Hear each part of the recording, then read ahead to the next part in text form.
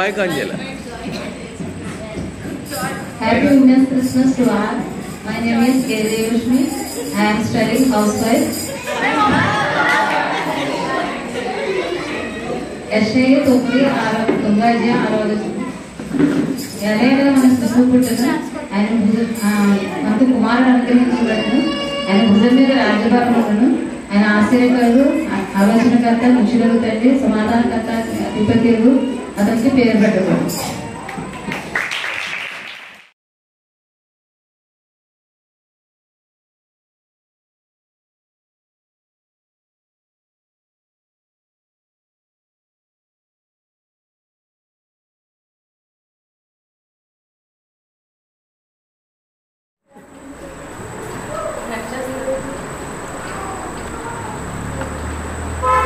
ముందుగా మనం నాకు అసలు వాక్యం చెప్పడం అనుభవం లేదండి. కానీ ఏదో దేవుడు మరి ఈ సంవత్సరం మరి మెసేజర్ ఎవరు లేకపోవడం వల్ల దేవుడు ఈ అవకాశం మనకి ఇచ్చారు. అయితే మరి కొన్ని విషయాలు మనం మాట్లాడుకుందాము. లోకాసువార్తలోని మనం చెప్పినట్టుగానే అదే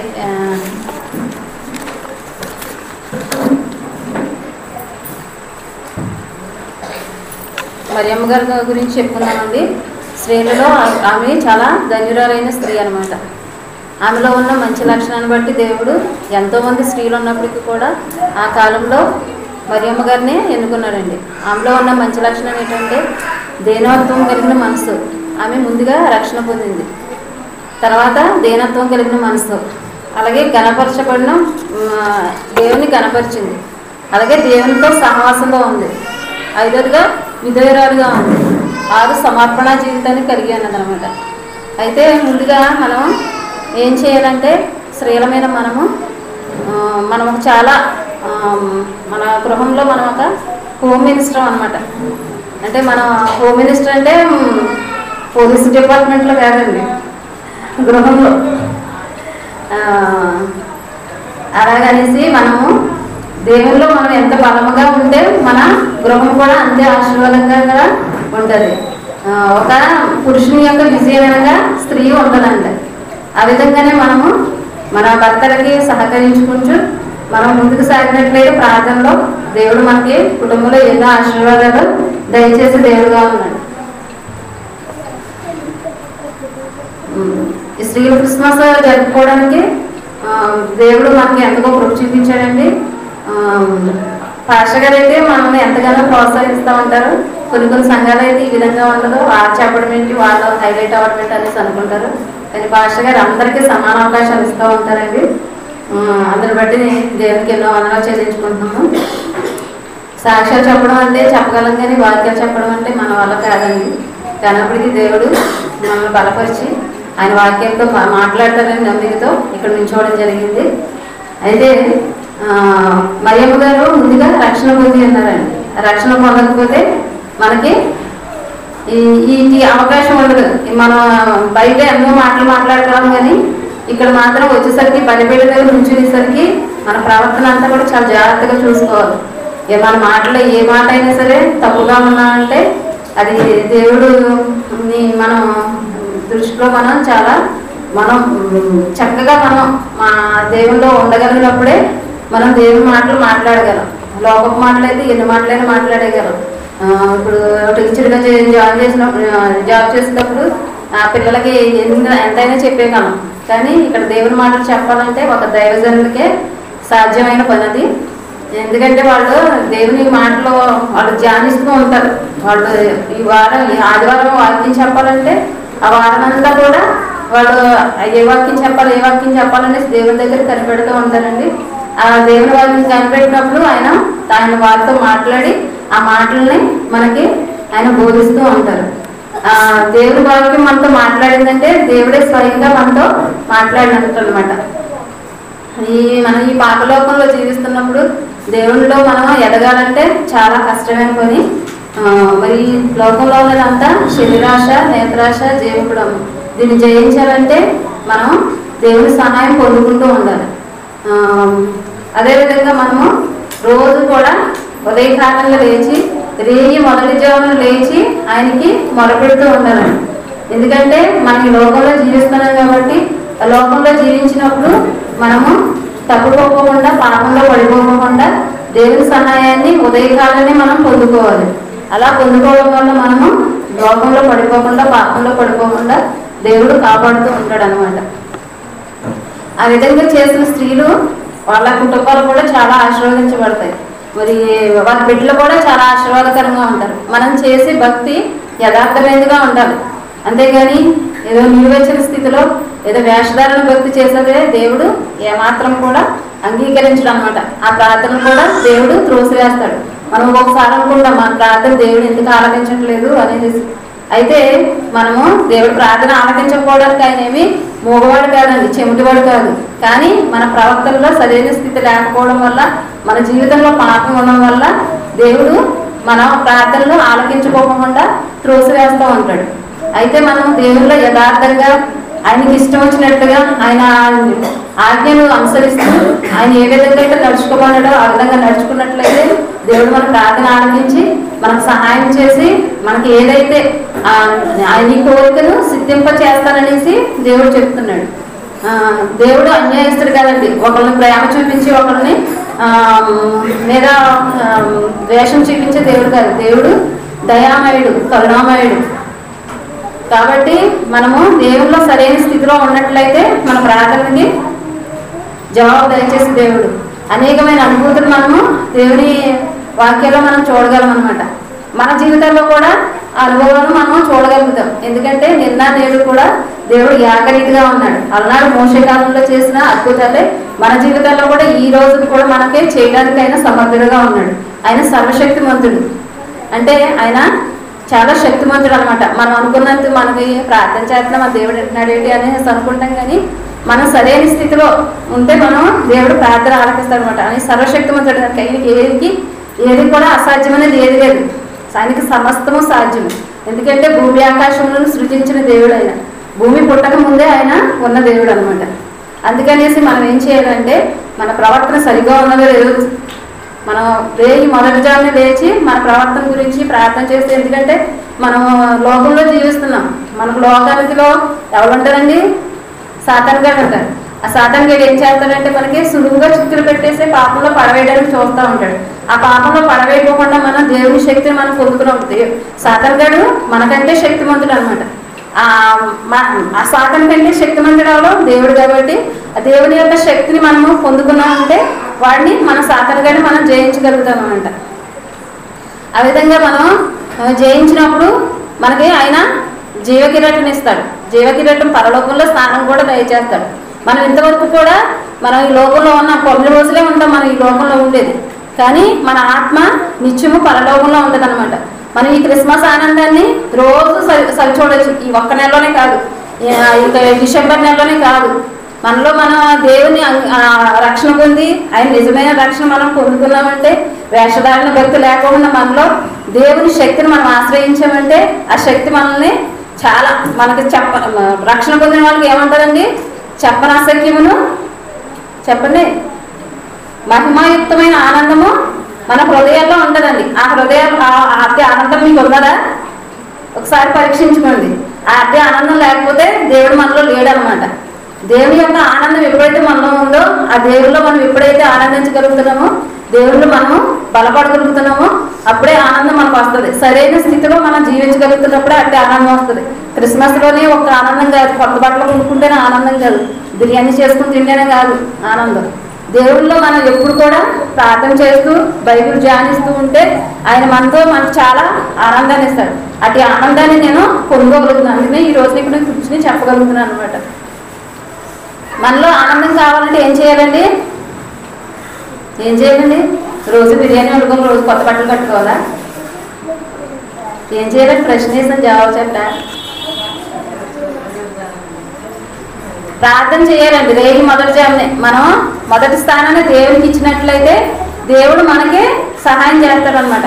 దశభాగమే ఇవ్వడం కాదండి, సమయాన్ని కూడా దేవునికి ఇవ్వాలి. రోజులో 24 గంటలు అంటే దశభాగం ఎంత అవుతుందండి? అది దేవునికి ఇచ్చేయాలన్నమాట. ఇచ్చినప్పుడే మనము శారీరకంగా అభివృద్ధి పొందగలుగుతాం అనమాట. మన పిల్లల కోసం మనము ప్రార్థించే తల్లులుగా మనం ఉండాలి. మనం ప్రతి చిన్న విషయాలు కూడా ప్రార్థన చేయాలండి. ప్రార్థన మనకు ఆయుధం. ముందుగా మనల్ని దేవుడు స్తుతించాలన్నమాట.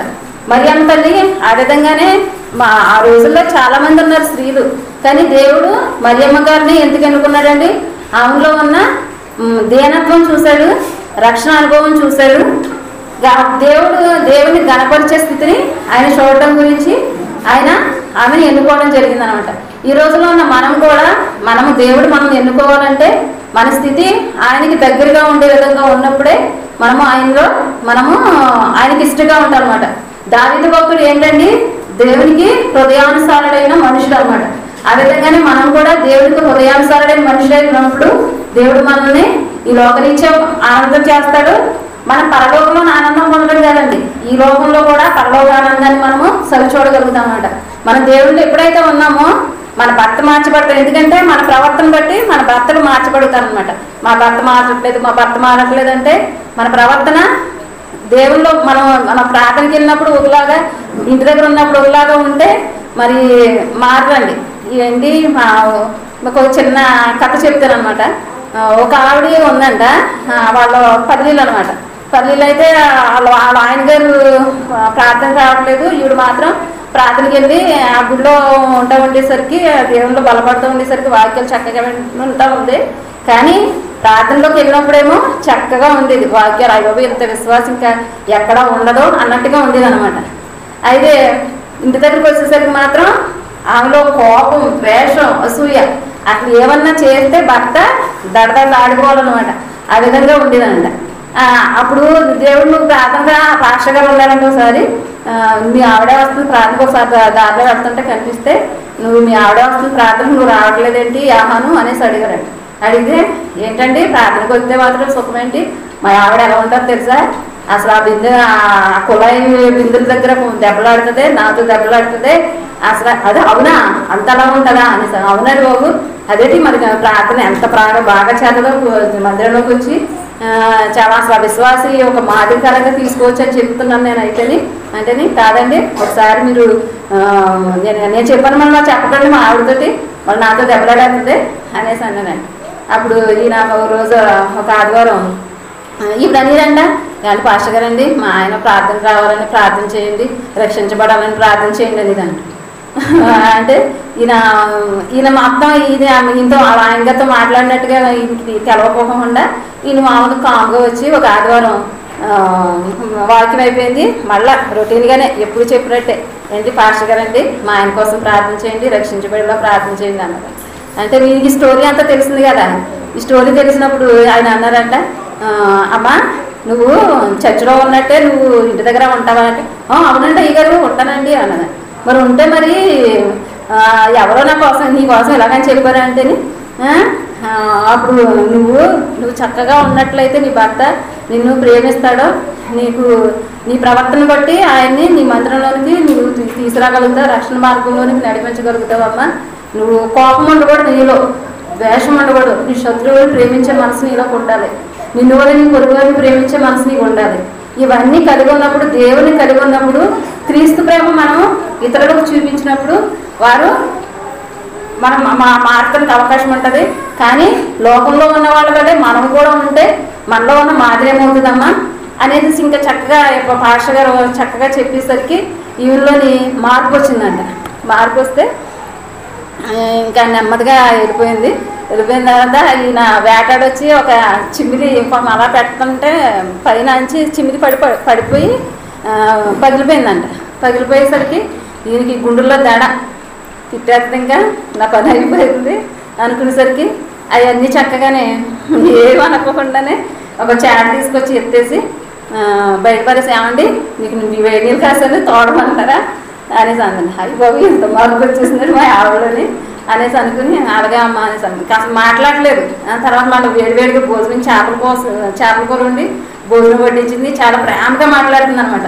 అప్పుడు మా ఆవిడ ఎంత ప్రేమ వచ్చింది అనేసి అనుకుని ఈ అమ్మాయి ఏంటి ఇవాళ ఏమన్నా నన్ను అడగాలనుకుంటున్నావా, కొత్త చీరకని కావాలనుకుంటున్నావా, లేకపోతే బంగారు నెక్లెస్ చేయించాలని అనుకుంటున్నావా అంటే అబ్బాయి ఏమవుతుంది నాకు, మీరు బాగుంటే చాలు, మీరు చక్కగా ఉంటే చాలు నాకు అనేసి అంటుందండి. అంటే బాబు ఏదో అయిపోయింది బాగా పాస్టర్ గారు ఏమన్నా చెప్పారంటావా ఏంటి అనేసి అనుకుంటున్నాడు. ఇంకా అప్పటి నుంచి కూడా దేవుని భర్తను చాలా బాగా ప్రేమించడం, దేవుని మాటలు చెప్పడం, ఇంకా మీరు మనం ప్రార్థనకి వెళ్తే మనకి ఇది మంచి అవుతుందండి, మన బిడ్డలు చక్కగా ఉంటారు, బిడ్డలు ఆశీర్వదించబడతారు అనేసి చెప్పేసరికి ఆయన ఆమె ప్రవర్తన బట్టి భర్త దేవుని వైపు తిప్పబడి అతను కూడా రక్షణ పొంది ఇద్దరు కలిసి ప్రార్థనకి వెళ్ళడం మొదలుపెట్టారండి.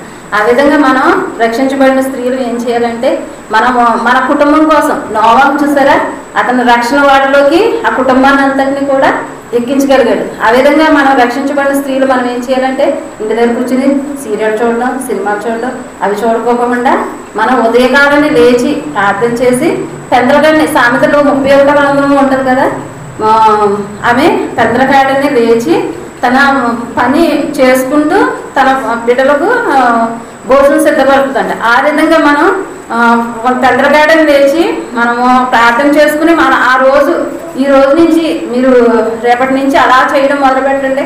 మీ కుటుంబంలో ఎంత ఆశీర్వాదం ఉంటుందో, మీ కుటుంబంలో ఎంత నెమ్మది ఉంటుందో, ఎంత సమాధానం ఉంటుందో మనకు ఒక్కసారి మీరు చవి చూడండి, దేవుని ప్రేమను చవి చూడండి. మనం ఎంతకాలం కూడా ఇలా ఉండిపోయాము, నీలో ప్రేమించుకోకుండా, నిన్ను ప్రార్థించకుండా, నీ వాక్యం చదవుకోకుండా అనేసి అప్పుడు మనం అనుకోగలుగుతాం అనమాట. మనం రక్షించబడిన వాళ్ళము ఎందుకంటే దేవునిలో ప్రార్థనలు ఎదుగుతూ ఉండాలి. ప్రార్థనలు ఎదగకపోయినట్లయితే మనం జీవం లేని వారంగానే ఉంటాం అనమాట. వాక్యం చదవకపోతే ఆయన ధర్మశాస్త్ర గ్రంథంలో ఉన్న మన వాక్యాలు మనం తెలియదు అనమాట. మన శారీరకంగా మనము చాలా రోజు కూడా ఏం చేస్తామండి, భోజనం చేస్తాము, టిఫిన్ చేస్తాము, 2 పూటలు భోజనం చేస్తాము, 1 పూటేమో టిఫిన్ చేస్తాం. మరి ఆత్మీయ స్థితిలో మరి మనం చక్కగా బలంగా ఉన్నాం. మరి ఆత్మీయ స్థితిలో కూడా బలంగా ఉండాలంటే ఏం చేయాలి? ఆత్మీయ స్థితిలో బలంగా ఆత్మీయంగా ఆహారం ఏమిటండి మనకి? ఒక ఆదివారం ఒకటే మనం వాక్యంలో ఉండడం కాదు, ప్రతి రోజు కూడా మనము దేవుని వాక్యం చదవడము, ప్రార్థన చేయడం చేస్తే మన జీవితాన్ని ఇంకా పరలోకాన్ని మనం భూలోకానికి దించుకున్నట్టే ఉంటుందండి. ఆ అనుభవము మనం పొందగలుగుతాం. స్త్రీలమైన మనము మన కుటుంబం కోసం రక్షణ పొందాలని ఎవరైతే రక్షణ పొందకుండా ఉన్నారో, ఎందుకంటే మనము పరలోక రాజ్యం మనం చేరుకుంటాం. మరి మన భర్తలు, మన పిల్లలు మన పరలోక రాజ్యం వెళ్ళొద్దండి. ఎందుకంటే పరలోకంలో వెళ్ళకపోతే అయితే ఎంత దీనమైన స్థితి మనం లోక సువార్తలో చూస్తాం కదా, ధనవంతుడు లాజరు కదా. మరి ఆ ధనవంతుడు మరి ఎంతగానో ఈ లోకంలో సుఖం పొంది సంతోషం పొంది తనకు కావలసిన అన్నీ తినేసి చక్కగా ఉన్నాడు. తన మరణమైనప్పుడు మరి అయితే లాజరు అయితే అతని బల్ల మీద నుంచి పడు రొట్టె ముక్కలను తింటూ బ్రతికి, కానీ దేవుని విడిచిపెట్టలేదండి. విడిచిపెట్టకుండా రోజు అతను ప్రార్థన చేయడం వల్ల, దేవునిలో మరి బలపడడం వల్ల అతడు దేవదూతలు వచ్చి అతన్ని చనిపోయినప్పుడు తీసుకెళ్ళడం జరిగింది. ఆ విధంగా మనం ఈ లోకంలో ఈ శోకభోగాలు అనుభవించిన అవన్నీ కూడా దేవుడు ఇచ్చినయే. ఇవన్నీ కూడా మన వల్ల మన సంతోషం ఏదైనా సరే మనకి ఏది ఇచ్చినప్పుడు కూడా ఆయన ఇచ్చిందే. ఆయన ఇవ్వకపోతే మనకి ఏది రాదండి. మన సొంత జ్ఞానము మన ఏది కూడా పనిచేయదనమాట. ఎందుకంటే మనుషుని యొక్క జ్ఞానము దేవుని దృష్టికి వెర్రితనంగా కనపడుతుందండి. ఎందుకంటే మన జ్ఞానం కాదు, సైంటిస్టుల జ్ఞానము, పెద్ద పెద్ద వాళ్ళు ఉంటారు కదా, ఇప్పుడు వాళ్ళ అంతర్జ్ఞానం కూడా దేవునికి వెర్రితనంగా కనపడుతుంది. అందుకనిసేసి మనము దేవుని యొక్క జ్ఞానం పొందగలంటే జ్ఞానవంతురాలు తన ఇల్లుని కట్టుకుంది, 3 రాలు తన ఇల్లుని ఓడపెరుగుతుంది అనమాట. మనము మన భర్తలకు మనము బాధ్యతరంగా ఉంటూ మనం ముందుకు సాగామంటే మన జీవితము మన కుటుంబం కూడా పరలోకాన్ని మనము చూడగలుగుతాం అనమాట. ఆ విధంగా నోవాహు వల్లే మనము మన కుటుంబాన్ని అంతటిని కూడా రక్షణ అనే వారిలోనికి నడిపించేవారుగా మనం ఉండాలి. ఎందుకంటే భర్త మన చక్కగా డ్యూటీకి వెళ్ళిపోతూ ఉంటారు, లేకపోతే పనులకు వెళ్ళిపోతూ ఉంటారు, పిల్లలైనా స్కూల్కి వెళ్ళిపోతూ ఉంటారు. ఇంకా ఉన్నదంతా ఖాళీ సమయమే కదా. మన పనులన్నీ అయిపోయిన తర్వాత చక్కగా కూర్చుని బైబిల్ ధ్యానించినట్లయితే సంవత్సరానికి ఒక్కసారి కాదు 2 సార్లైనా చదవగలమండి. అలా మనం చదువుతూ ఉంటే బైబిల్ని, ఆ బైబిల్ చదివినప్పుడు మనకు చాలా వాక్యాలు మనకి దేవుడు వాక్యాలతో మనతో మాట్లాడుతూ ఉంటాడంట. మనకు వాగ్దానాలు ఎన్ని వాగ్దానాలు ఉన్నాయి, ఆ వాగ్దానాలన్నీ కూడా మన పట్లన దేవుడు నెరవేర్చగలుగుతాడు. ఆ వాగ్దానాలు మనం సొంతం చేసుకోవాలంటే మనం ప్రార్థన చేయాలి. అంతేగాని అగో మన వాక్యం ఉంది, ఆ వాగ్దానం ఉంది, ఆ వాగ్దానం నాలో నెరవేరపడిపోతే సంవత్సరానికి వచ్చే ఒక్క వాగ్దానం కదండి. మనకి ఎన్ని వాగ్దానాలు ఉన్నాయి బైబిల్ గ్రంథంలో. ఆ వాగ్దానాలన్నీ కూడా మనం పొందుకోవాలంటే మనము దేవునిలో బలంగా సాగుతూ ఆ ప్రార్థన చేస్తూ, స్త్రీలంటే కన్నీటి ప్రార్థన చేయాలంటండి. ఇర్మియా గ్రంథంలో ఉంది. ఎందుకంటే రోదర స్త్రీలను పిలువనంపుడి. మనలో దేవుడు మనకే రక్షణ ఇచ్చినప్పుడు మనకు రాతి గుండెని తీసివేసి దేవుడు మెత్తని మాంసం గుండి ఇచ్చాడు. మెత్తని మాంసం గుండి ఇచ్చినప్పుడు మనకి ప్రతిసారి ప్రార్థన చేసిన ప్రతిసారి కూడా దుఃఖంలోనే ప్రార్థన చేస్తాం. ఆ ప్రార్థన చేసినప్పుడు మనకి తృప్తి అనేది ఉంటుంది. ఏదో ఒలింపు ప్రార్థన కింద ఏదో చేసామంటే ఆ ప్రార్థనలో తృప్తి అనేది ఉండదు. మనం కన్నీటి విస్తూ మనం ప్రార్థన చేసినప్పుడు దేవుడు నా బిడ్డ నా కోసం కన్నీటి విస్తూ ప్రార్థన చేస్తుంది, ఆ బిడ్డకి ఏమైనా చెయ్యాలి అనేసి వెంటనే ఆయన పరలోకం నుంచి మనం ఏదైతే కోరుకుంటున్నామో అది దేవుడు దయచేసి దేవుడు అనమాట. అనేక మంది కూడా మనకి మనం ఎన్నో చూడగలిగాం అనమాట. ఇప్పుడు ఎస్తేరు గ్రంథంలో చూసిన ఎస్తేరు ఏం చేసిందండి, 3 దినాలు ఉపవాసం ఉండి తన జాతి కోసం ప్రార్థన చేసింది. ప్రార్థన చేసినప్పుడు ఆమె పొందుకోగలిగిందా రాజుదయ పొందుకోగలిగింది, తన జాతి మొత్తాన్ని కూడా కాపాడుకోగలిగింది. ఆ విధంగా మనము మన కుటుంబం కోసం, మన రక్షణ లేకుండా ఉన్న వారి కోసం మనము దేవుని సన్నిధానంలో కన్నీరు విడిచి ప్రార్థన చేసినప్పుడు మనకి ఎంతగానో దేవుడు వారిని రక్షించి మరి పరలోక రాజ్యంలో మనతో పాటు కూడా వాళ్ళని దేవుడు ఉండడానికి సహాయం చేస్తాడు. అదే రీతిగా దీనత్వం కలిగి ఉండాలండి. మనం ఏదో నాకు ఇంత ఉంది అంత ఎంత అని చెప్పేసి దీనత్వం కలిగి ఉన్న గురించే మరి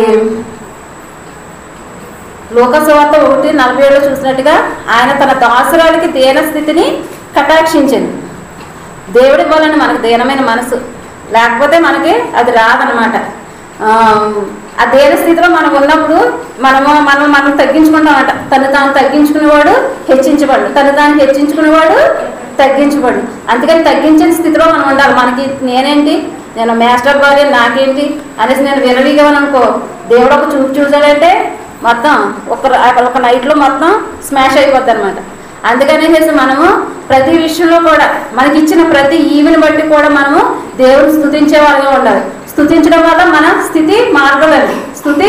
మన స్థితిని మార్చేస్తుంది అనమాట. మనకి ఎప్పుడు ఇదే స్థితిలో ఉంటాము మనం అనేసి అనుభవం. మనం దేవుని స్తుతించామంటే పరిస్థితులన్నింటినీ మార్చగల దేవుడు. అట్టి అనుభవానికి మనము రావాలన్నమాట. స్త్రీలమైన మనము అట్టి అనుభవానికి రావాలి. మంగళవారం ప్రార్థన పెడుతున్నారు స్త్రీల కూడిక అనేసి. కనీసం ఎప్పుడు వచ్చినట్టు వస్తారు తప్ప ఎంతసార్లు పాషంగా చెప్పినా వినట్లేదు. విననాలని వారుగా ఉండిపోతున్నామే తప్ప వాళ్ళు ఎందుకు చెప్తున్నారు, మన బాబుగా కోసం చెప్తున్నారు కదా, మనం ప్రార్థన చేసుకుంటే మన కుటుంబంలో పరిస్థితులు మారుతాయి కదా అనేసి అనుకుని ఆలోచించేవాడు కూడా ఎవరు ఉండట్లేదు. దయచేసి ఈ సంవత్సరమైన కొత్త సంవత్సరంలో అయినా దేవుని సన్నిధానంలో వచ్చి ఇప్పుడులాగా ఉండేవాడి పరిస్థితులు అన్నీ కూడా, ఎందుకంటే సుఖానుభవం కలిగిన వారికి శ్రమ అంటున్నాడు దేవుడు. ఎప్పుడు హఠాత్తుగా ఏదో వస్తుందో మనకు తెలియదు. ఇప్పుడు కరోనా వస్తుందని మనం అనుకున్నామా, వచ్చేసిందా? అదే మరి దేవుడి మాట వినకపోతే ఇప్పుడు ఇర్మియాలోని ఇశ్రాయేల్ ప్రజలకు ఎంతగానో చెప్తాడు, నువ్వు మారండి మీ విగ్రహారాధన నుంచి మారండి అంటే వారు మానుకోకుండా మరి అదే స్థితిలో ఉన్నప్పుడు వారిని దాసత్వానికి అప్పగించేస్తాడు అనమాట. శత్రురాజులకు అప్పగించేస్తాడు. అదేవిధంగా మనల్ని కూడా మనం చెప్తున్నారు, వినండి శోధనలోని ప్రవేశించకుండా మీరు ప్రార్థనలో ఉండండి అంటున్నాడు. మన ప్రార్థన లేకపోతే మన శోధనలు చక్కగా వచ్చేస్తారనమాట. ఆ శోధనలో వెళ్ళిపోయిన తర్వాత ప్రభువా నాకు శోధన నుంచి తప్పించంటే సుఖమేముంటుంది. నువ్వు ప్రార్థించవలసిన సమయంలో నాకు ప్రార్థించలేదు, నువ్వు ప్రార్థించలేనప్పుడు నీకు ఆపద వచ్చినప్పుడు నేను ఎందుకు చేస్తాను అనేసి అంటాడు దేవుడు. దేవుడు ఎంత దయామయుడో, మన పాపం విషయంలో అంత కఠినమైన వాడు అనమాట. మన దేవుడు పాపని ప్రేమిస్తాడు కానీ పాపాన్ని ద్వేషించే మనిషిగా ఉన్నాడు. దేవుడు మనకి ఎంతో కృపా కటాక్షాన్ని ఇచ్చి మనకి నశించిపోతున్న మన పాపంలో మనం నశించిపోతున్నప్పుడు దేవుడు కరుణించి కాపాడి తన రక్షకుడిని మన కోసము భూమి అంతా పంపించాడు అనమాట. లేకపోతే ఆయన మన కోసం రావాల్సిన పని ఏంటంటే తండ్రి కుడి పార్శ్వన కూర్చుంటా విడిచిపెట్టకుండా భాగ్యమని ఎంచుకుని కూడా ఆయన మన కోసం, మన పాపముల కోసం తండ్రి యొక్క ఆజ్ఞను, తండ్రి యొక్క మాటను గౌరవించి ఈ లోకానికి వచ్చాడు. పశుపాలుడిగా జన్మించాడు అనమాట. ఆయన జన్మ కూడా ఒక మన మనుష్య రీతిగా జరిగింది కాదనమాట. అది పరిశుద్ధాత్మ ద్వారానే జరిగింది. ఆయన పరిశుద్ధుడు కాబట్టి ఆయన జన్మ కూడా పరిశుద్ధంగానే ఉంటుంది. కాబట్టి మన ఈ పరిశుద్ధుడైన దేవుడిని మనం కలిగి ఉన్నామండి. ఈ రోజుల్లో చూస్తున్నట్లయితే అనేకమైన విగ్రహారాధన చేస్తూ వారు దేవుడు కానీ వాళ్ళకి మొక్కుతూ ఎంతగానో శ్రమ పడుతున్నారు. వాళ్ళు చేసిన భక్తి కూడా మనం చేయలేకపోతున్నాం. నిజమైన దేవుడు మన దేవుడు అయి ఉంటే మనం వాళ్ళు ఎంత నిష్ఠగా చేస్తారంటే కార్తీక మాసంలో చలికాలంలో ఆ గోదావరిలో మునిగి తెల్లవారుజాముని వస్తూ ఉంటారు. కానీ వాళ్ళ ప్రార్థనలు ఏమైనా వినపడుతున్నాయా? కనబడట్లేదు. కానీ మనకు దేవుడు సజీవుడైన దేవుడు. మనం కొంచెం కష్టపడితే చాలు దేవుడు మనకే ప్రతిఫలం దయచేసి దేవుడు. ఉదయాన్నే కొంచెం మన శ్రమ అనుకోకుండా ఉదయాన్నే లేచామంటే దేవుడు మనల్ని ఎంతగానో ఆ రోజంతా కూడా ఆశీర్వాదం నుంచి మనల్ని దురాభిమాన పాపంలో పడకుండా దేవుడు కాపాడుతూ ఉంటాడు అనమాట. స్త్రీలమైన మనము మన కుటుంబాన్ని రక్షించుకోవాలంటే మన బిడ్డలు ఆశీర్వాదకరంగా కలెక్టర్లుగా, డాక్టర్లుగా, ఇంజనీర్లుగా, టీచర్లుగా, టీచర్ పోస్టులు ఇవ్వట్లేదులేండి ఉండాలంటే మనము ముఖ్యంగా ప్రార్థన చేయాలన్నమాట. ఆ ప్రార్థన మనకి బలము. ప్రార్థన లేకపోతే ఆ జీవితం, ఆ సంఘమైనా సరే ఎండిపోయిన జీవితమే స్థితే, కుటుంబమైన ఎండిపోయిన స్థితే. మనం ఎప్పుడైతే ప్రార్థన చేసామో ఆ ప్రార్థన వల్ల మనకి జీవం అనుగ్రహించబడుతుంది అనమాట. శక్తి వస్తుంది అనమాట. అసలు దేవుని శక్తిని అనుభవించిన వాళ్ళు, దేవుని రుచి చూసిన వాళ్ళు వెనక్కి తిరిగి చూడండి. అది జుంటితేన దారిలో కన్నా చాలా మధురంగా ఉంటుంది అనమాట. ఆ ప్రేమను రుచి చూసిన వాళ్ళు అసలు ఇంకా లోక ప్రేమను అసలు ఎవరు ఆశించరు అనమాట. మనుషులు నన్ను ఆడ ప్రేమించట్లేదు, ఏళ్ళ ప్రేమించట్లేదు అసలు ఎవరు అంటారు అనమాట. నాకేంటి, నా దేవుడు ఉన్నాడు, నన్ను ప్రేమిస్తున్నాడు అనేసి ఆ ప్రేమ కోసం రోజు వెంపర్లాడతాం అనమాట. అంటే ప్రేమలోకి మనల్ని దేవుడు నడిపించాలని ప్రార్థన చేస్తామండి. అదేవిధంగా మనము దీన వస్త్రం కలిగి ఉండాలి, దీన మనసు కలిగి ఉండాలి. దీన మనసు కలిగి ఉన్నప్పుడే దేవుడు మనకి రక్షణ అనేది ఇస్తూ ఉంటాడు. గర్విష్ఠులకి దేవుడు చాలా దూరంగా ఉంటాడండి. మనకే ఎప్పుడైతే మనం తగ్గించుకున్న మనసుతో మనం ఉంటామో ఆ మనసు కలిగి ఉన్నప్పుడే దేవుడు మన దగ్గరకు వస్తాడు. మనకి ఇదంతా కలిగి ఉన్నదంతా నా వల్లే కలిగింది, నా జ్ఞానం వల్ల కలిగింది అని ఎప్పుడైతే విరవీగుతామో మనము దేవుడు మన దగ్గర ఉండడు అనమాట. ఇదంతా కూడా మనం ఒకసారి రక్షణ భాగ్యంలోకి వచ్చినప్పుడు మనకు ఒకసారి మన పాత స్థితి అంతా గుర్తొస్తుంది అనమాట. నేను ఇంత పాపినై ఉండగా కూడా దేవుడు నన్ను ప్రేమించి తన రక్షణ ఇచ్చాడు. దేవునికి ఎన్నో వందలు, ఇంకా చాలా స్తోత్రాలు చెల్లిస్తాను అనమాట. ఎన్ని స్తోత్రాలు చెల్లించి ఎన్ని స్తుతులు చెల్లించినా కూడా ఆయనకి సరిపోదనమాట. ఆయనకి పదములు చాలని ప్రేమ అనమాట. ఆయన ఎళ్ళకు వర్ణించాలని కూడా ఆ ప్రేమ మనకి సరిపోదనమాట. మరియమ్మ గారు తన దేవస్థితిని ఎంతగానో కలిగి ఉండడం వల్ల అక్కడ చాలామంది ఆ కాలంలో చాలామంది అందగతులు, ధనవంతులు, చాలా జ్ఞానం కలిగిన వారు అందరూ ఉన్నారు. కానీ దేవుడు మరియమ్మ గారిని ఎన్నుకుని ఆ గర్భం ద్వారా భూలోకానికి రావడానికి దేవుడు ఆశపడ్డాడు. అదే స్థితిలో మన దీన స్థితిలో మనం ఉన్నామంటే దేవుడు కూడా మనల్ని ఆయన వచ్చి మన పరిస్థితిని అంతటిని కూడా మార్చగలుగుతాడు అన్నమాట. ఆవిడ గణపరిచింది దేవుడిని. గణపరచడం అంటే, దేవుడిని గణపరచడం అంటే ఏంటండి? స్తుతించడం అండి. స్తుతించడమే దేవుని గణపరచడం. ఆయన చేసిన మేలు ఏమున్నాయండి? ఏమన్నాయా? ఏం చేసిన మేలు? ఏమీ లేవా? ఎన్ని మేళ్ళు అండి అసలు ఆయనకి. మన కంటికి కనబడిన మేళ్ళు, మనం ఊహకు అందని మేలు ఎన్నో చేస్తున్నాడు. ఎందుకంటే ఈ లోకంలో ఉంటున్నామంటే గాలి ఉచితంగా వస్తుంది, సూర్యరశ్మి ఉచితంగా వస్తుంది, నీరు ఉచితంగా వస్తుంది. ఇవన్నీ కూడా దేవుడు మనకి ఉచితంగా దయచేస్తున్నాడు. కాబట్టి ఇంకా ఎన్నో మేళ్ళు. మనం ఇలాగ ఈ భూమి మీద ఉన్నామంటే, మనం ఈ రీతిగా మనం జీవిస్తున్నామంటే ఎటువంటి అనారోగ్యాలు, కొంతమంది అయితే ఎంతో అనారోగ్యంతో ఇంకా దేవుడి దగ్గరికి రాలేని పరిస్థితిలో ఉంటారు. కానీ దేవుడు మనకు ఎంతో మంచి ఆరోగ్యం ఇస్తూ, ఆయన రెక్కల చోటన ఏమంటారంటే ఆరోగ్యం ఉంటుంది. ఆయన రెక్కల చోటన ఆరోగ్యాన్ని మనకు ఇస్తూ దేవుడు ఎంతగానో మనం బలపరుస్తూ రోజు రోగుల్లో సొమ్ము దొరికించినట్టుగా మన ప్రాణాన్ని దక్కిస్తూ ఎంతగానో మనల్ని కాపాడుతున్నాడు. దాన్ని బట్టి దేవుడిని స్తుతించాలి. మనం ఈరోజు మనం చక్కని ఆహారం తింటున్నామంటే అది దేవుడు చేసిన కృపే. ఆయన ఏమి ఇవ్వకపోయినట్లయితే మనం ఏమైనా తినగలమండి? దారి పక్కన భిక్షగాళ్ళు వాళ్ళందరూ ఉన్నారు, వాళ్ళ స్థితి చూడండి. కానీ వాళ్ళకంటే మనం చాలా బెస్ట్. ఎందుకంటే కాకులకి ఆహారం దయచేస్తున్నాడు దేవుడు, పక్షులకు ఆహారం దయచేస్తున్నాడు దేవుడు. వాటన్నిటికంటే మనం కూడా చాలా శ్రేష్టమైన వాడు. ఆ విధంగా మనల్ని పోషిస్తున్న దేవుడు మనము దినదినము స్తుతించాలండి. ఈ రోజున ఇలా కష్టపడుతున్నామంటే కష్టపడడానికి కావాల్సిన శక్తిని దేవుడు ఇస్తున్నాడు కాబట్టి మనం ఈ రీతిగా కష్టపడగలుగుతున్నాం. అందుని బట్టి దేవుణ్ణి గణపరిచేవారుగా ఉండాలి. అదేవిధంగా దేవునితో సహవాసం. దేవునితో ఆమె సహవాసం చేసింది. యెహోవా యందు భయభక్తులు కలిగిన వారి చుట్టూ ఆయన దూత కావలి ఉండి వారిని రక్షించును. కీర్తనలు 34:7 ఉందండి.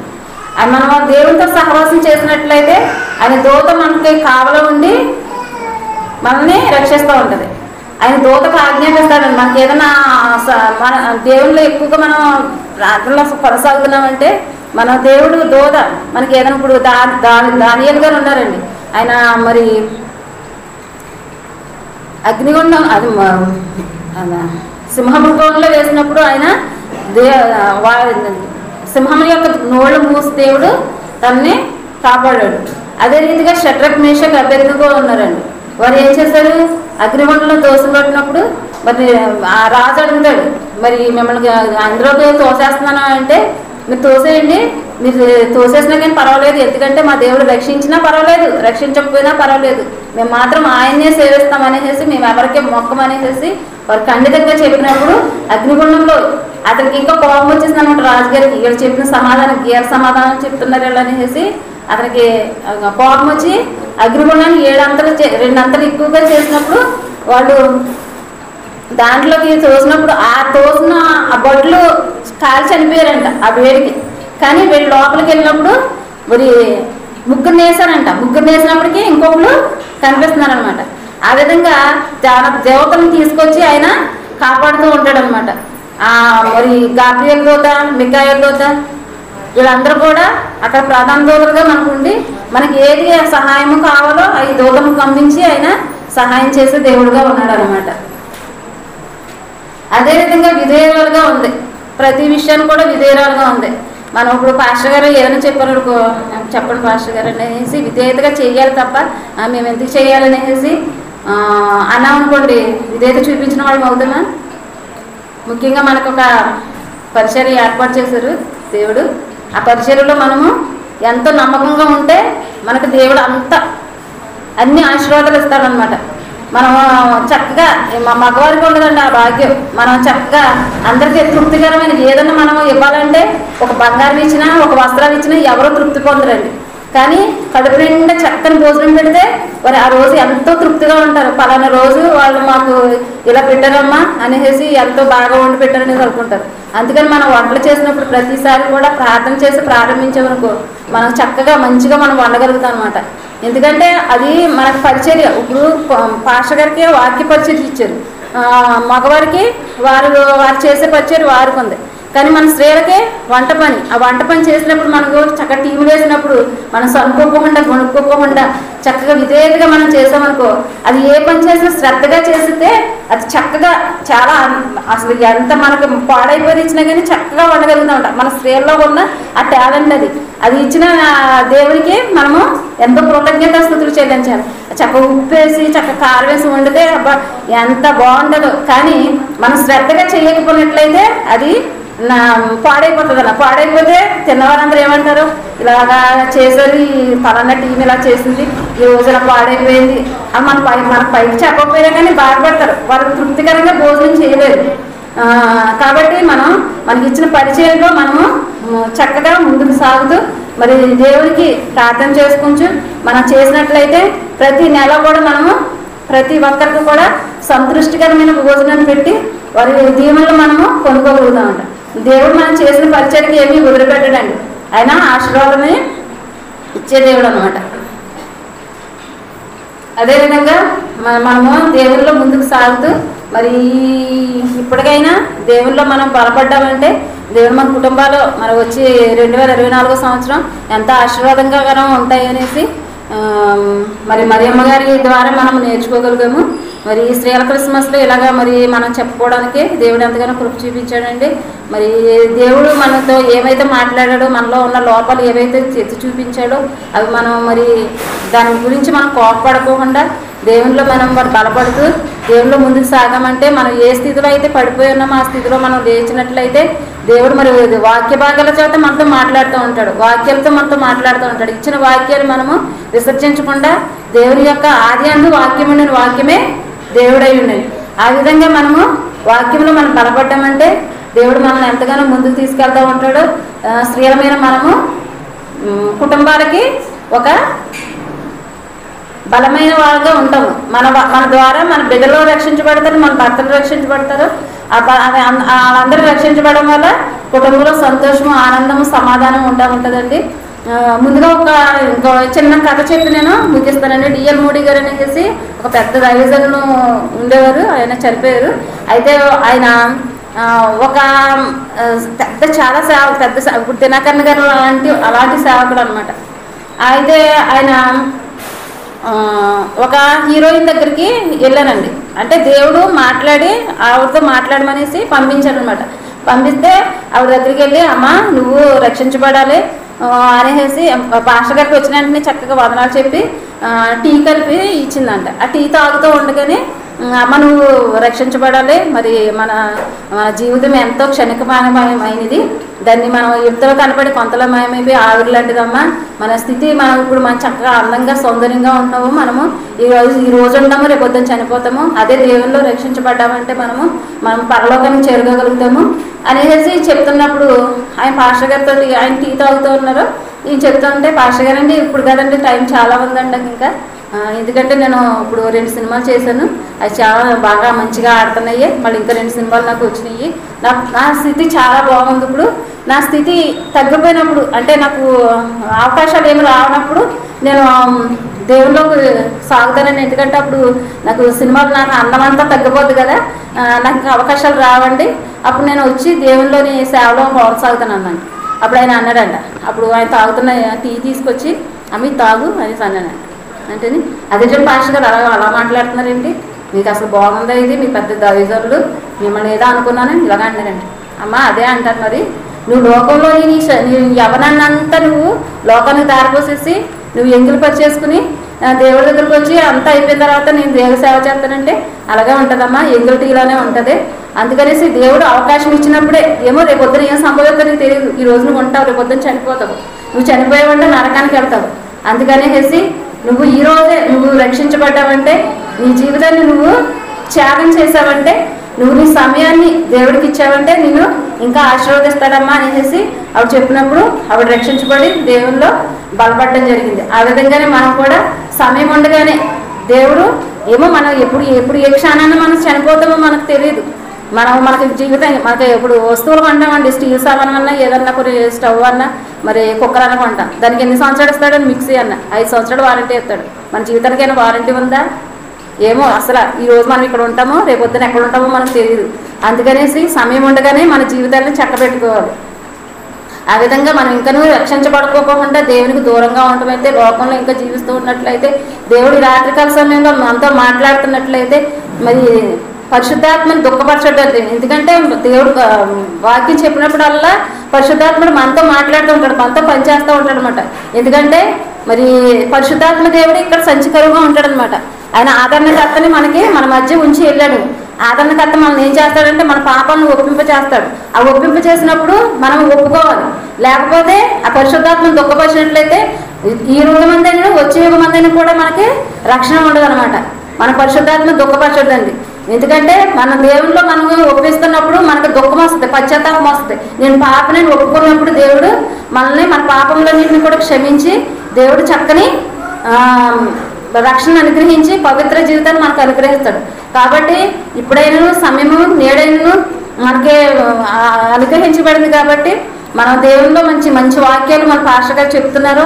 మరి ఎంతో మరి దైవజనులు మరి ఆత్మపూర్ణంలో చెప్తున్నప్పుడు ఆయన వాక్యం మనం చెప్పినప్పుడు మనం ఎగతాడిగా తీసుకోకుండా, వేళకోళంగా తీసుకోకుండా, ఇది నాకు ఆదరే అనేసి అనుకోకుండా, దేవుడు పరిశుద్ధాత్మ దేవుడు మనల్ని ఒప్పించినప్పుడు మనం దేవుల్లో మన పాపాలను ఒప్పుకొని, మరి నాయన ఇప్పటివరకు చేసిన పాపాలను క్షమించు, ఇప్పటి నుంచైనా నీలో సాగటానికి నాకు సహాయం దయచేయి, నీ బలం నా శక్తి ఇయ్యి అనేసి మనము దేవుడు ఎప్పుడైతే మనం బలముగా వాడబడతామో మరి దేవుడు మన పాపాలను క్షమించి మనకి పవిత్రమైన జీవితాన్ని అనుగ్రహిస్తాడు. తర్వాత జీవకిరీటాన్ని అనుగ్రహిస్తాడు. తర్వాత మళ్ళీ పరలోక రాజ్యం ఇన్ని క్వాలిఫికేషన్ ఇస్తాడనమాట. మనం అదే మన పాపంలో ఉంటే, మనం ఈ లోకంలో ఉంటే మనం ఇప్పుడు మన స్థితి చక్కగా బాగుందనుకుంటాం. తర్వాత మరి మన దేవుల్లో లేకుండా పాపంలో మనం జీవిస్తూ ఉంటే మన శరీర కోరికలు, మన శరీరం ఏది ఆశిస్తే అది మనం తీసుకున్నప్పుడు అది నరకానికి తీసుకెళ్తుంది, నిత్య నరకానికి తీసుకెళ్తుంది. మన ఆత్మ నిత్యము కూడా మరి పరలోకంలో ఉండాలంటే మనం దేవుని అనుగ్రహించే మహిమను మనం పొందాలంటే మన రక్షణలో ఉండాలండి. ఇప్పటికైనా సరే దేవుడు ఒప్పిస్తున్నప్పుడు మరి యవన స్త్రీలైనా మరి మీరు మీ పెళ్ళిళ్ళ విషయంలోనైనా దేవుని ప్రార్థన చేయాలండి. దేవుని చిత్తం ఏంటో కనుక్కుని ప్రార్థన చేసినట్లయితే ఆయన అనుగ్రహిస్తూ ఉంటాడు. అలాగే మరి మరి మా స్త్రీలు ఉన్నారు, ఆ స్త్రీలు పిల్లల కోసం ప్రార్థన చేయాలి. వాళ్ళ రక్షణ కోసం, వారి భవిష్యత్తు మంచిగా ఇవ్వాలనేసి ప్రార్థన చేయాలి. భర్తలు మంచిగా రక్షణ పొందాలి, వారి పనుల్లో చక్కగా ఉండాలనేసి. ఎందుకంటే మనము ఈ లోకంలో మరి అంచె దినాల్లో ఉన్నామండి, అపాయకర దినాలు ఉన్నాయి. ఆయన ఎప్పుడు వస్తాడో మనకి తెలియదు. అందుకనేసి మనము చక్కగా దేవుళ్ళ సాగామంటే ఆయన వచ్చినప్పుడు మనము చక్కగా సిద్ధపడిన కనికల వల్లే ఆయన ఎదుర్కోవడానికి సహాయం చేస్తాడండి. చిన్ని వాక్యము దేవుడు మన ఇంట్లో దీవించున్నారు. ఆమె ముగింపు మాటలు మాట్లాడుతున్నాం.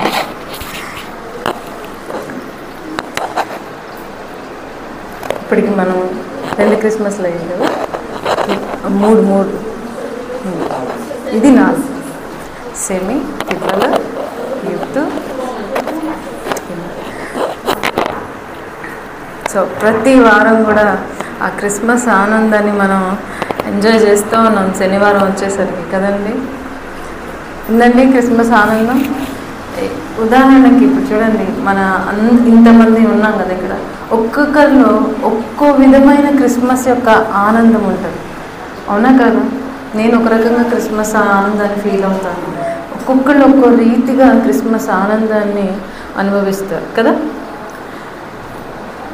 కొంతమందికి అక్క చాలా మంచి మాటలు, నేను చెప్పాలనుకున్న మాటలు చాలా మాటలు పంచుకున్నారు, చాలా మంచిది.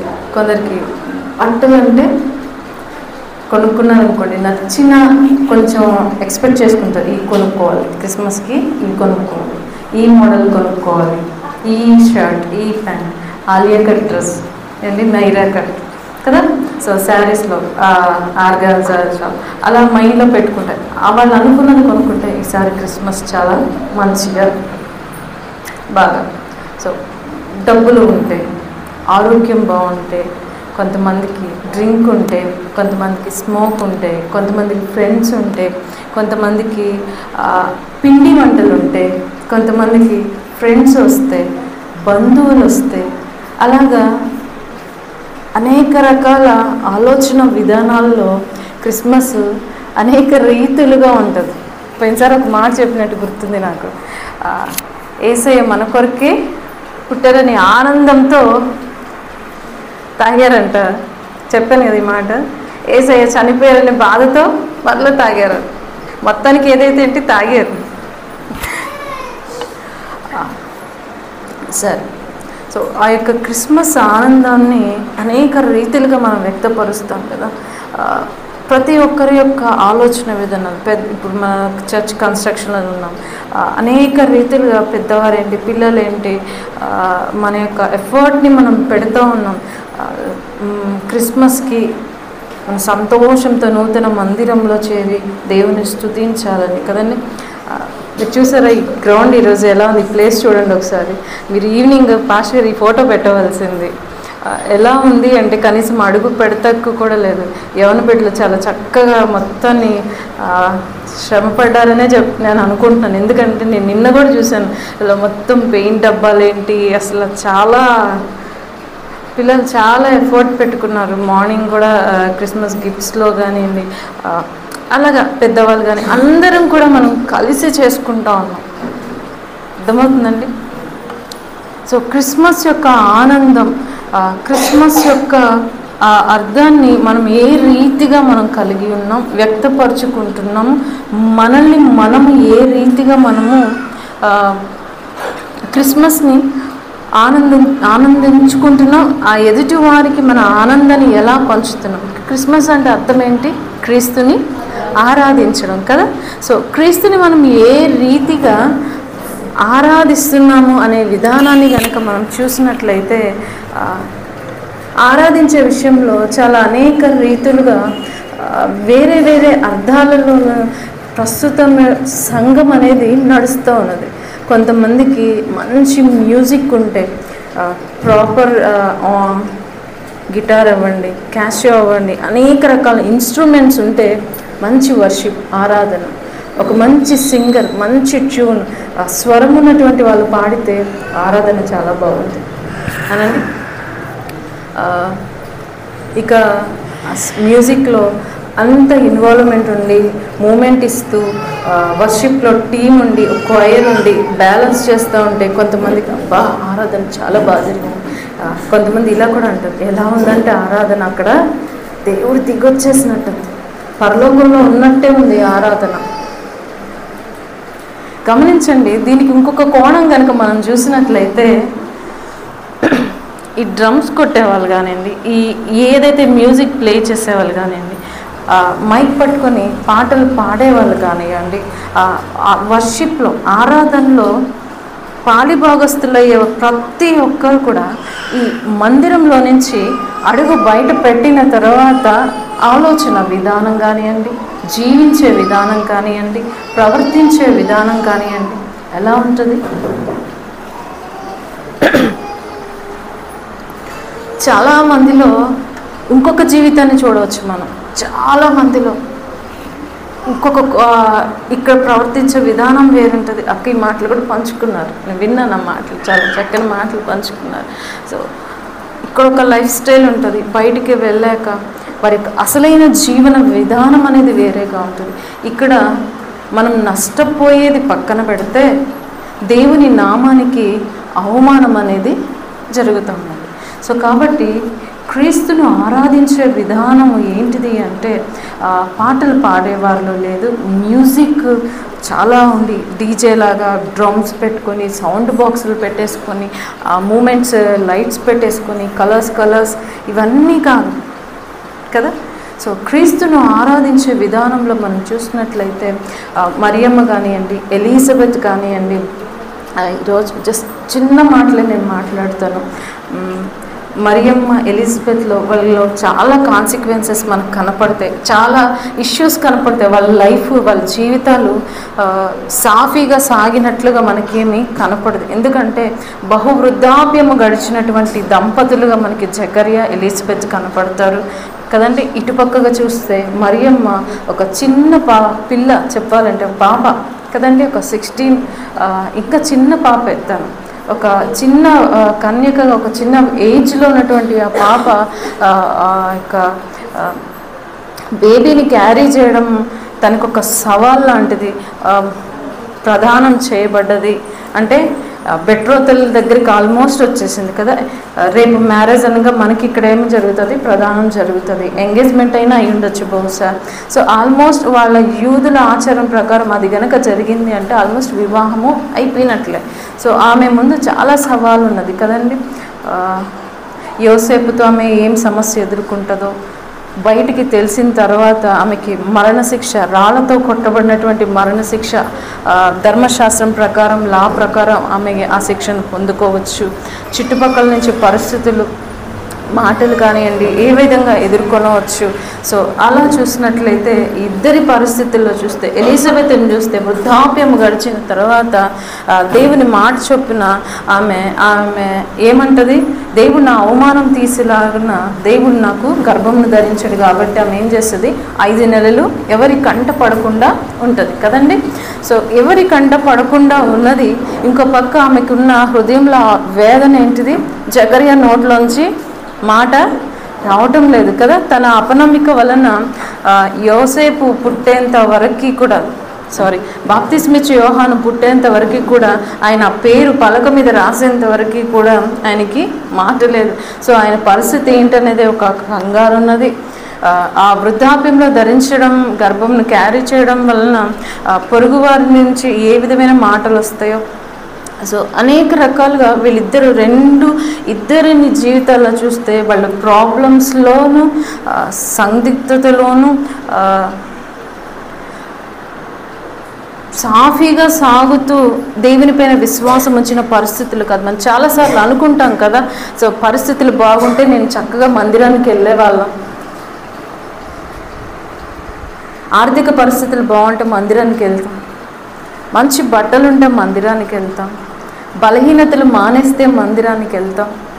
ఎన్నో రకాలుగా మనం కొన్ని రూల్స్ పెట్టుకుంటాం, రిస్ట్రిక్షన్స్ పెట్టుకుంటారు. ఇలా అయితే దేవుని సన్నిధికి వస్తాం, ఇలా జరిగితే వచ్చే సంవత్సరం నుంచి, ఆ నెల నుంచి, ఇలాగా. సో ఎప్పుడైతే మనం అలా ఆటంకులు పెట్టుకుంటా పోతామో దేవుని సన్నిధికి మనం అంత దూరం అయిపోతూ ఉంటాం. సో ప్రవర్తించే విధానంలో, దేవుని స్తుతించే విధానంలో వీళ్ళొక మాదిరిని మనకి కనపరుస్తూ ఉన్నారు. సో దీన మనస్సు కానివ్వండి, తను అంటది కదా మరియమ్మ, దీన స్థితిని ఆయన చూచినాడు. సో ఆమె గబ్రియల్ దూత వచ్చినప్పుడు ఆమె ఏమంటది, నీ దాసురాలు, ప్రభువు దాసురాలు మాట చాలా చక్కగా ఉంటుంది కదా. సో సర్వెంట్ ఆఫ్ గాడ్, ఎంత మంచి పదాన్ని ఆవిడ వాడారు అసలు. ఆమె సర్వెంట్ ఆఫ్ గాడ్ ఎంత చాలా చక్కని పదం. ఆమె యొక్క యాజక ధర్మము, యాజక వృత్తి చేసేటువంటి కుటుంబంలో లేదు ఆవిడ. అర్థమవుతుందండి? ఇప్పుడు ఎలిజబెత్ ఎవరు? ఒక యాజకుని యొక్క భార్య కదా. సో యాజకుని యొక్క భార్య, ఆ మాట అన్న ఒక అర్థం ఉన్నది. మరియమ్మ యాజకుని కుటుంబంలోంచి వచ్చిన పరిస్థితి కాదు కదా. సో కానీ ఆమె దేవదూత దర్శనాన్ని పొందుకున్నప్పుడు చక్కగా మాట్లాడుతుంది, నీ దాసురాలను, ప్రభువు దాసురాలను ఆయన మాట చొప్పున జరుగును కాక అని నమ్మకమును కనపరుస్తూ ఉన్నది. సో నమ్మకం దీనత్వాన్ని కనపరుస్తుంది. సో దీనత్వం గురించి మనం మాట్లాడుకుంటే, దీనత్వం అంటే హంబుల్నెస్ గురించి, లేని బట్టలు, పోనీ మన వర్షంలో మాట్లాడు, తక్కువ బట్టలు వేసుకుని, ఒబీడియంట్గా తెల్లని బట్టలు వేసుకొని సౌమ్యంగా మాట్లాడుతూ, ఒబీడియంట్గా ఉంటూ, ఏదో తగ్గించుకుని ఉంటే ఇది దీనత్వం అంటారా? ఏమనుకుందాం దీనత్వం గురించి? వాక్యం ఏం చెప్తుంది? యేసయ్య ఏం చెప్తున్నారు వాక్యం గురించిలో? దీనత్వం ఏంటిది అంటే దేవుని మాటకు, దేవునికి లోబడటమే దీనత్వం. అర్థమవుతుందండి? దేవుని మాటకు లోబడటమే దీనత్వం. ఎప్పుడైతే ఇక్కడ చూడండి గబ్రియలు కనపడినప్పుడు కానివ్వండి, ఇక్కడ ఎలిజబెత్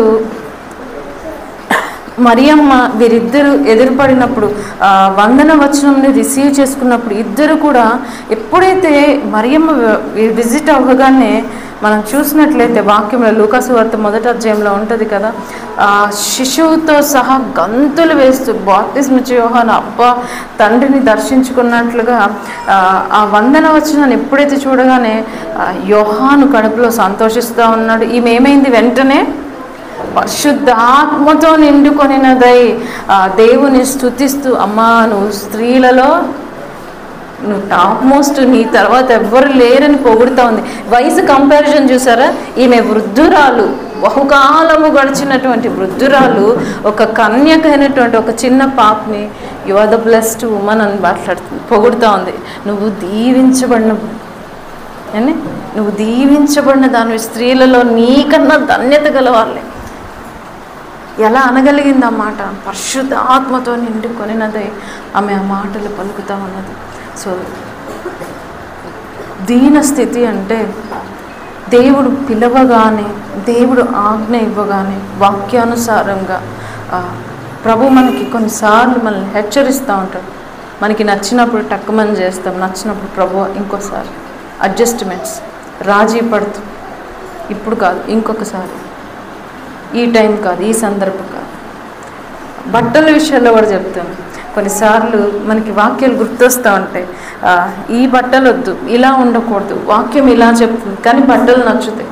ఈసారికి ఇలా పర్లేదు, చున్నీతో కవర్ చేసుకోవచ్చు, ఇలా బట్టలు వేసుకోవచ్చు, చినిగిపోయిన ప్యాంట్లు పర్లేదు, తప్పలేదు, కనపడుతుంది.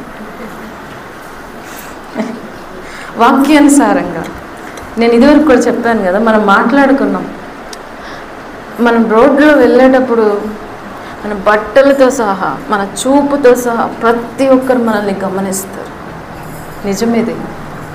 ఒక క్రైస్తవంగానే మనం రాజీ పడినటువంటి దేవుని కోసం జీవిస్తున్నామంటే మనల్ని ప్రతి ఒక్కరు మనం గమనిస్తారు, ఎలా బ్రతుకుతున్నాం, మన జీవన విధానం ఎలా, దాన్ని బట్టి దేవుని నామం అవమానపరచబడుతుందా ఘనపరచబడుతుందా మన చేతుల్లో ఉంది కదండి. సో దేవుని క్రీస్తుని ఆరాధించడం అంటే, అబ్రహామును కూడా మనం చూడవచ్చు. అబ్రహామును దేవుడు టాప్ మోస్ట్లో పైన, ఆయన కనుదృష్టిలో పైన పెట్టేసుకున్నారు. ఎందుకు? అబ్రహాము అనగానే చిత్తం ప్రభు అనేసాడు, అంతే. ఇంకో మాటలేదు. శారం ఏమంటుందో, పోదామంటుందో వద్దంటుందో, ఇక్కడే ఉందామంటదేమో, నానేమంటారో, అరే సొంత ఊరు వదిలేసి వెళ్ళిపోతానంటూ విగ్రహాలు అమ్ముకుంటున్నాం, మన జీవన ఆధారం, మన పోషణ ఇది, మన పరిస్థితి, వదిలేసి వెళ్ళిపోతానంటున్నావు నువ్వు ఏంటి అని అంటాడు. ఏం మాట్లాడలేదు అబ్రహాం. చిత్తం ప్రభా, నీ ఇష్టం, లేచి మొత్తం మూటములు సర్దుకొని యూఫ్రటీస్ నది దాటేశాడు. దేవుడికి అందుకే అబ్రహాం అంటే ఇష్టం. ఇది దీనత్వం. దేవుని మాటకు లోబడటమే దీనత్వం. దేవుని మాటకు విధేయత చూపడమే. విన్నటువంటి వాక్యం కొద్ది రోజు వారం వరకు చాలా బాగుంది వాక్యం, ఇలాగే జీవించాలి, ఇలాగే బ్రతకాలి. రెండో వారం గడుస్తుంది, కొంచెం చెప్పబడతా ఉంటుంది అనమాట. మూడో వారం గడుస్తుంది, అలా బ్రతకడం కష్టం. ఫస్ట్లో ఉన్న వారంలో ఉన్న ఎక్సైట్మెంట్, ఆ ఉత్సాహం, ఆ ఉజ్జీవం స్లోగా ఒక్కొక్క రోజు గడిచే కొద్ది తగ్గుతూ వస్తుందండి. నెల అయ్యేసరికి అప్పటికి 4 వారాల్లో 4 రకాల వర్తమానాలు వినేస్తారు కదా. సో అవి మిక్స్ మ్యాచ్ అయిపోతాయి అనమాట. కలగలిసిపోయి కలగొని గంప టైప్లో అయిపోతుంది అనమాట. అయిపోయాక ఫస్ట్లో ఆ రోజు వాక్యం బాగుంది అంతవరకే. అది ఆచరణలో పెట్టి మన జీవితంలో క్రియారూపకంలో వెళ్ళేసరికి కష్టం. చేద్దాం, చూద్దాం, నడుద్దాం, చెప్పబడిపోద్ది అనమాట. రుచి పచ్చలేని పెసరట్లాగా ఉంటుంది అనమాట కదండి. అలా కాదు, వాక్యము ఎటువంటిది, 2 అంచులు కలిగినాడు. అది హృదయములో నుంచి చూసుకొని పోతానంట. సో మనకి ఇక్కడ చూసినట్లయితే ఎలిజబెత్ కనపడుతుంది, మరియమ్మ కనపడతారు, ఇంకా హన్నా అని ప్రవక్తిని ఉంటుంది కదా. ఆమె ఏం చేదంట, ఆమె తన యొక్క పాత అనేక సంవత్సరముల నుంచి యూదుల యొక్క రక్షకుడు వస్తాడని ఆయన రక్షణ కొరకు కనిపెడుతున్నదంటే దేవాలయంలో కనిపెట్టేవారు.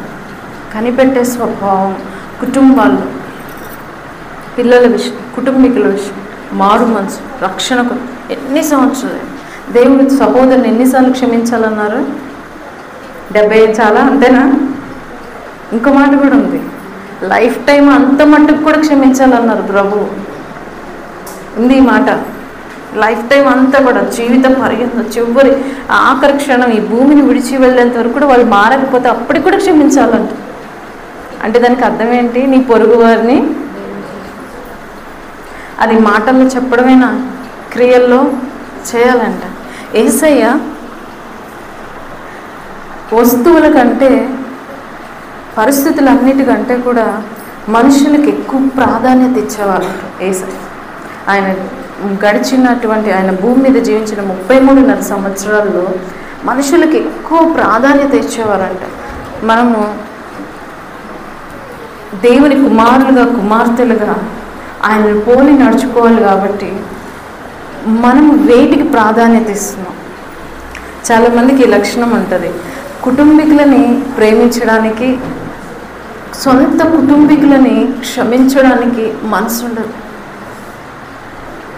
ఫ్రెండ్స్ని క్షమించడానికి మనసు ఉంటుంది, ఫ్రెండ్స్ని ప్రేమించడానికి మనసు ఉంటుంది, ఇరుగు పొరుగు అని పనిచేసే చోట్ల, అన్ని చోట్ల బయట వాళ్ళని ఇష్టపడతాకి మనసు ఉంటుంది. కుటుంబీకులను క్షమించడానికి, కుటుంబీకులతో కలిసిమెలిసి జీవించడానికి, మాట్లాడుతకి, కనీసం ఒక 5 నిమిషాలు కూర్చొని మనసు విప్పి మాట్లాడుతకి, సంతోషంగా కూర్చొని భోజనం చేయడానికి కూడా చెప్తున్నాను, భోజనం చేయడానికి కూడా కనీసం తిన్న కుటుంబీకులతో సమయం గడుపు. మనం ఈవెన్ వాక్యాన్ని కనుక మనం చూసినట్లయితే మొదటిగా రక్షణ సువార్త ఎవరికి వచ్చింది? ఆయన ఇంటికే వచ్చింది, అవునా అండి? యూదులకే వచ్చింది. ఆయన స్వాస్థ్యమైన ఆయన ఇంటి వద్దకే మొదట రక్షణ వచ్చింది. ఇంటి తర్వాతనే ఒక ఉపమానం ఉంది కదా, కుక్క పిల్లలకి రొట్టె ముక్క పదం గుర్తొచ్చినప్పుడు మీకు ఆ ఉపమానం గుర్తొచ్చేయాలి. గుర్తొచ్చిందండి?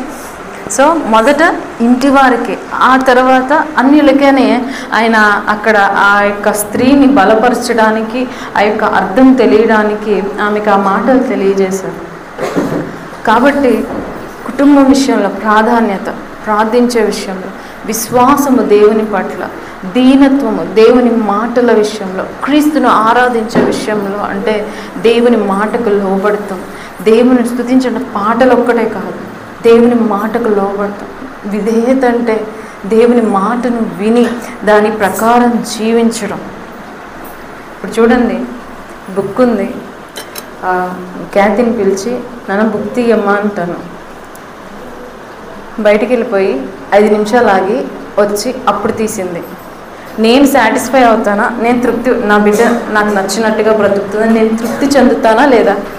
ఈ మాట చెప్పండి. నాకు ప్రశ్నలు అడగడం బేసిక్గా ఇష్టం ఉండదు. నేను ఇష్టపడతానా లేదా దానికి? మా పాప ప్రవర్తనని ఇష్టపడను. నేను నిజంగా ఇష్టపడను. నేను చెప్పినప్పుడు ఎందుకు తీయాలి? 5 నిమిషాలు టైం తీసుకుంది, నేను చెప్పినప్పుడు ఎందుకు తీయాలి? చెప్పగానే తీయాలి కదా. 5 నిమిషాల తర్వాత వచ్చి తీసింది, అది సెకండరీ, అది రెండో విషయం. నేను చెప్పగానే మొదట ఎందుకు తీయాలి? దేవుని విషయంలో కూడా వాక్యం విన్నప్పుడు ప్రభు మనల్ని హెచ్చరిస్తున్నారు సరి చేసుకోమని అని అన్నప్పుడు, విధేయత చూపాల్సిన సమయం వచ్చినప్పుడు రైట్ టైంలో మనము దేవుని మాటకి రెస్పాండ్ అవ్వాలి, ప్రతిస్పందించాలి, లోబడాలి, విధేయత చూపాలి. అదే నిజమైనటువంటి క్రీస్తును ఆరాధించడం, నిజమైన క్రిస్మస్ యొక్క అర్థం. దేవునిని హృదయపూర్వకంగా ఆరాధించడం అంటే దేవుని మాటకు లోబడతాం. గొల్లలు చూడండి, నిజంగా మనం లాస్ట్ వీక్ విన్నాం ఆ మాటలు. అంత గొర్రెల సమూహం ఉంటుంది, వాటిని ఆ నైట్ టైం ఏం జరుగుతుందో తెలియదు కదా. కానీ దేవదూతలు వచ్చి చెప్పగానే వెళ్ళిపోయారు అక్కడికి. మాటకు లోబడటం, వాక్యానికి లోబడటం, విధేయత చూపడం, ప్రవర్తన విషయంలో, జీవించే విషయంలో, మాట్లాడే విషయంలో, చూసే విషయంలో, వినే విషయంలో, ఏం వింటున్నాం, ఏం చూస్తున్నాం, ఎక్కడికి మన కాళ్ళు ఆశతో పరిగెడుతున్నాయి, మన చేతులు ఏం చేయడానికి, ఏం చూడడానికి, ఏం వినడానికి, ఈ ప్రతిదీ దేవుడు చూచువాడైంది. నూతన సంవత్సరం ఇంకొక కొద్ది రోజుల్లో మనం న్యూ ఇయర్లోకి వెళ్ళిపోతాం. పక్క కరోనా గాసిప్స్ వచ్చేస్తున్నాయి, కేరళలో కేసులు అంటున్నారు కదా.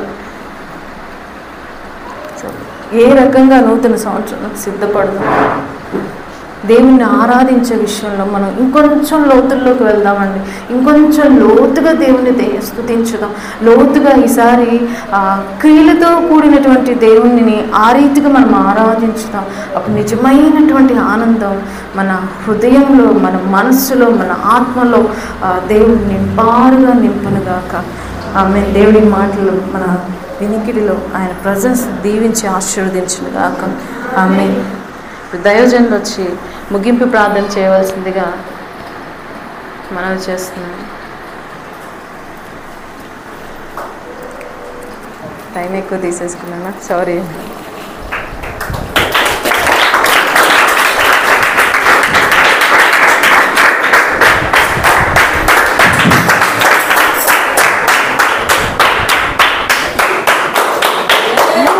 ఏమైంది మీకు?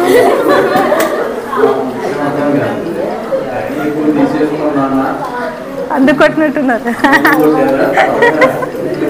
అందుకే కొట్టారు కదా. టైం ఎక్కువ తీసుకున్నా.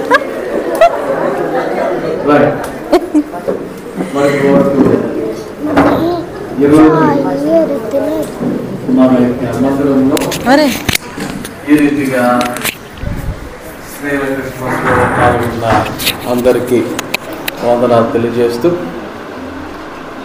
ఇది ఆల్రెడీ 4వ శనివారం. కొన్ని సందర్భాల్లో 4వ శనివారం అంటే నెల అయిపోతుంది. అలాంటిది ఈ డిసెంబర్ నెలలో 4వ శనివారం వచ్చిన 23వ తారీఖే ఇంకొక శనివారం ఉంది. మెన్ క్రిస్మస్కి ఇంకొక శనివారం ఉంది. సో ఈ రాత్రికాల సమయంలో మరొక ప్రాముఖ్యమైనటువంటి విషయాన్ని చెప్పాలని ఆశపడుతున్నాను. అదేంటంటే, రేపు మంది గ్రాండ్ క్రిస్మస్ 24వ తారీఖు. ప్రతి సంవత్సరం మన మందిరంలో జరిగేటువంటి గ్రాండ్ క్రిస్మస్.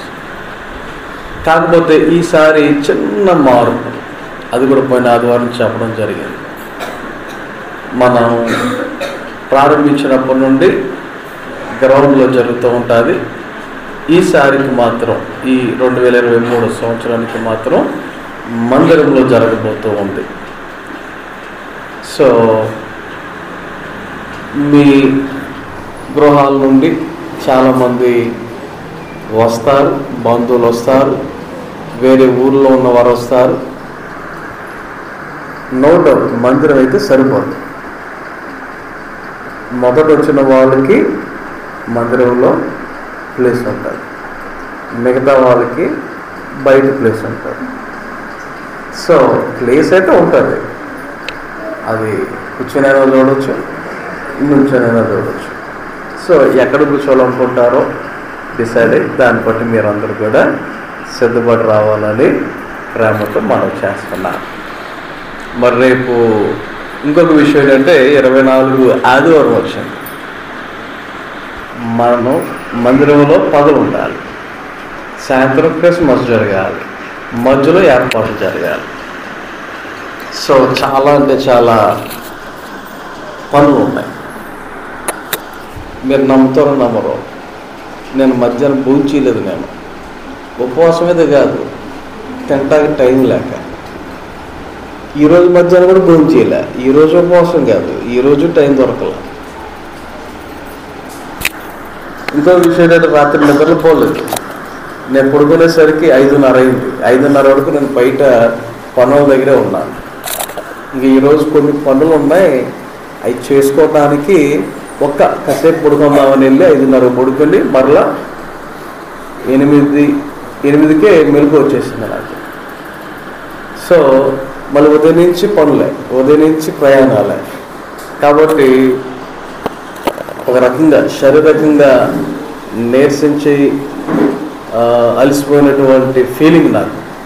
కానీ దేవుని యొక్క పరిచర్య చేయాలి, దేవుని పనులు ఆగకూడదు.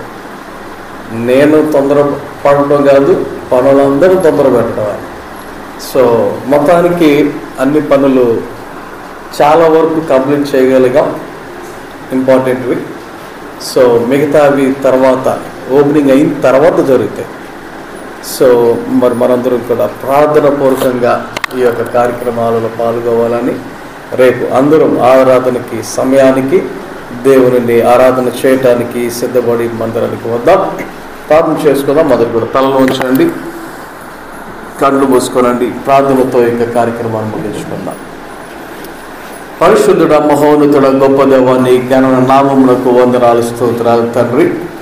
నిబిడమైన మమ్మల్ని అందరినీ సజీవులుగా ఉంచి ఈ రాత్రికాల సమయంలో ఈ రీతిగా నీ సన్నిధికి వచ్చి దేవా మరి సంఘములో ఏర్పాటు చేసుకున్నటువంటి కార్యక్రమం ఉమెన్ క్రిస్మస్లో పాల్గొనడానికి మీరు ఇచ్చిన అవకాశాన్ని బట్టి వందనాలు. పాల్గొన్న బిడ్డలు బట్టి వందనాలు, పరిచయం చేసిన బిడ్డలు బట్టి వందనాలు, వాక్యాన్ని విత్తన బిడ్డలు బట్టి వందనాలు దేవా. మరి పాటలు పాడిన బిడ్డలు బట్టి వందనాలు. అలా అందరిని బట్టి వందనాలు దేవా. నీ యొక్క బిడ్డలుగా ఎదగటానికి వరదలటానికి సహాయం దయచేయండి. మరి ముఖ్యంగా దేవా విన్న వాక్యానుసారముగా నడవటానికి కృప చూపించాడు.